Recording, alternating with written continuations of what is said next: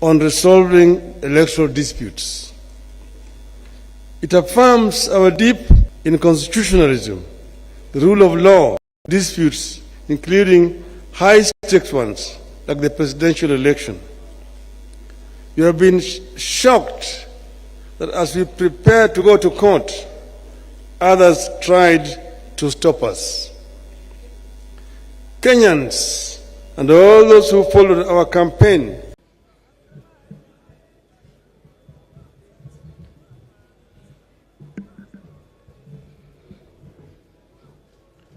welcome, Your Excellency.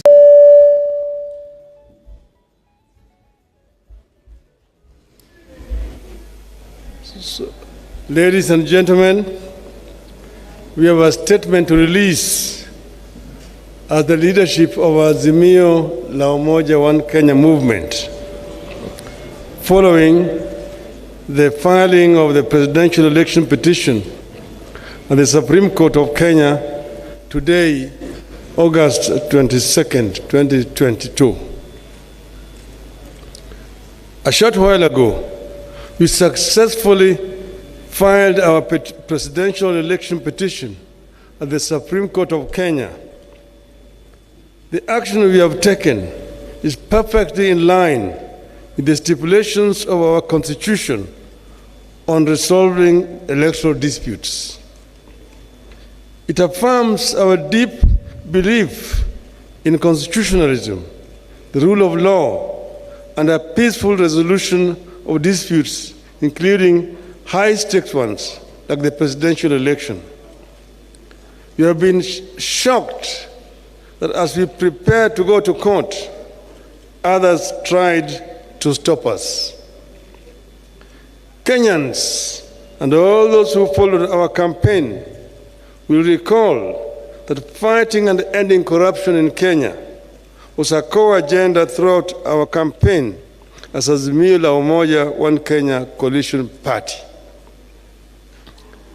The presidential election results announced last week represent that continuing struggle, pitting the forces for democracy and good governance against the corruption cartels that are so determined that they will stop at nothing to take control of the government in this country.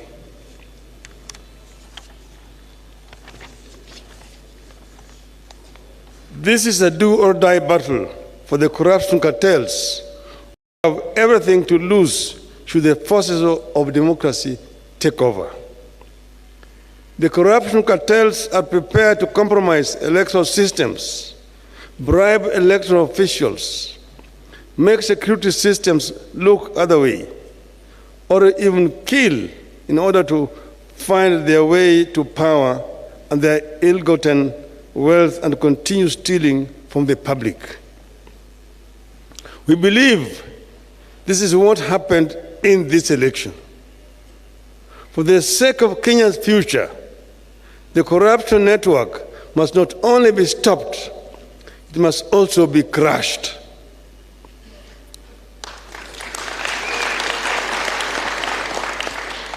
This attempted takeover of the country in this election has not been an isolated phenomenon. It has been in the works every electoral cycle.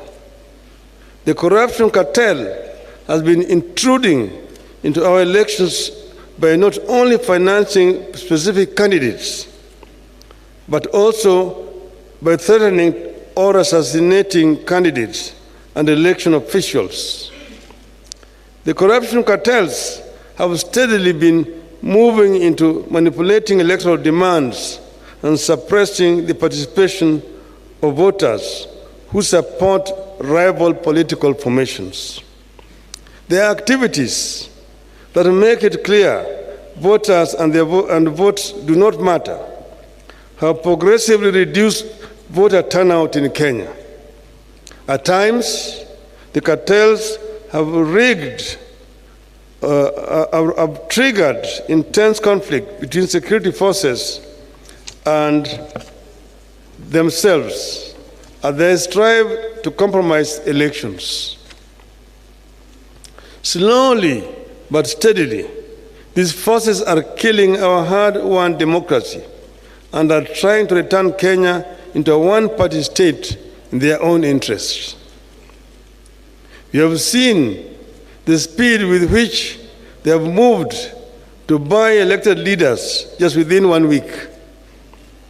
After being denied the numbers at lower levels elections, like members of the National Assembly, members of the county assemblies, and governors, these corruption cartels are working and buying leaders who have been elected on other parties' tickets to kill our democracy and also make the work of containing corruption at lower levels equally less effective. All these efforts have important political costs for our country, and they should not be underestimated. The corruption cartels know there are multiple benefits for them if they take over. Their members dealing in illegal drugs will thrive through greater ease in the transportation and distribution of drugs throughout the country. They will access intelligence information for more corruption.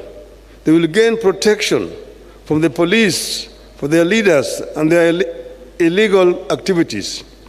They will institute weaker or no restrictions at all for the money laundering, and they will ensure nobody else but them thrive. This potential array of favors for the cartels makes the capturing of government a profitable do-or-die venture for them. But it marks the beginning of the end of Kenya as we know it today. No nation, once captured by cartels, whether they be corruption cartels, drug cartels, gun-running cartels, or terror cartels, ever thrived or realized its full potential. The 2022 presidential election represents the most daring move by that cartel to overturn the wishes of the electorate. We refuse to allow Kenya to go that direction. It must not happen, and it will not happen.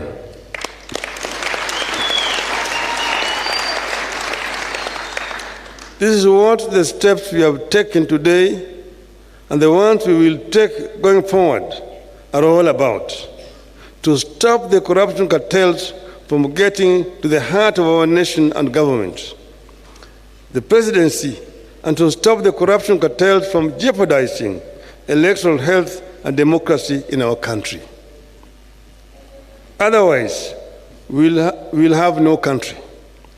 Our supporters deserve the support of all our citizens and all the citizens and leaders of the world who believe in democracy, constitutionalism, and the rule of law. This is the time to walk the talk.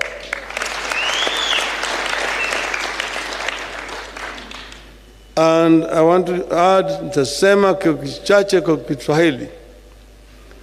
Leo tumefikisha kesi yetu mbele ya mahakama kuu ya taifa letu juu ya yale janga ambayo imefanyika katika uchaguzi ambayo tumefanya wiki mbili iliyopita.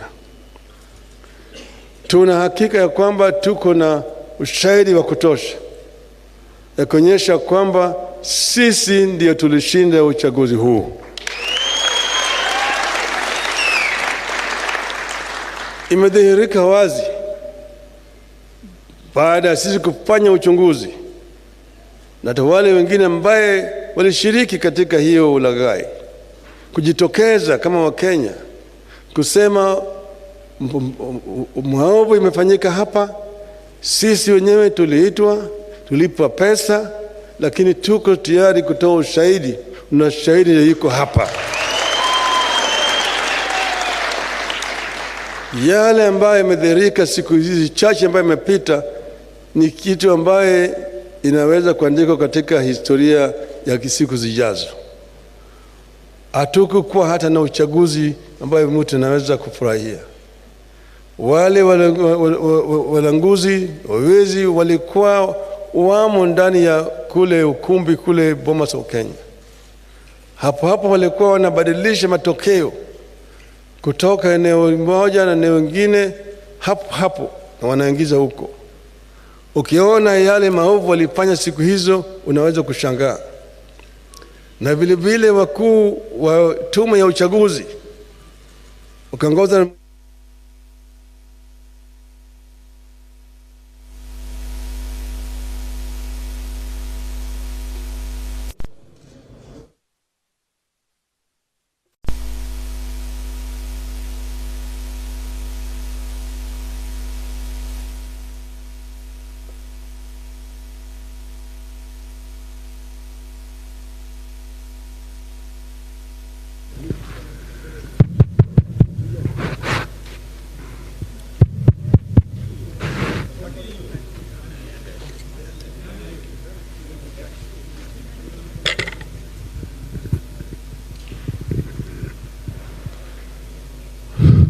samaha.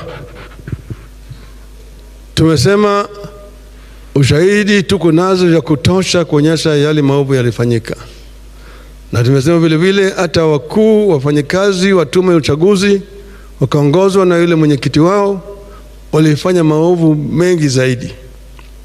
Ukiona mwenyekiti mwenyewe akitofautiana na wanachama wake na kutangaza hata kama ma constituencies 31 kutoka yao yalikuwa hajawekwa pale, ni aibu kubwa kwa demokrasia ya Kenya. Lakini tunatoa shukrani kwa Wakenya kwa kusimama imara na vile vile kuonyesha utulivu wakati huu. Tunasema Wakenya wangoje wawe na subira. Maana yake tunasema subira huvuta heri. Tuna hakika ya kwamba mwishowe ukweli itajulikana. Na hiyo ukweli itapata sisi huru. Kwa hivyo sisi nasema asanteni sana Wakenya wote pale kila mahali mko, hata marafiki wetu kutoka ng'ambo ambayo wako hapa. Tungependa kuwasihi wawe na subira, wasijiingize katika mambo ya siasa ya kindani ya Kenya. Wache Wakenya wasuluhishe mambo yao kama Wakenya, na sisi tunaweza kusuluhisha mambo yetu. Asanteni sana. Mungu awabariki. Mungu ibariki Kenya. Thank you.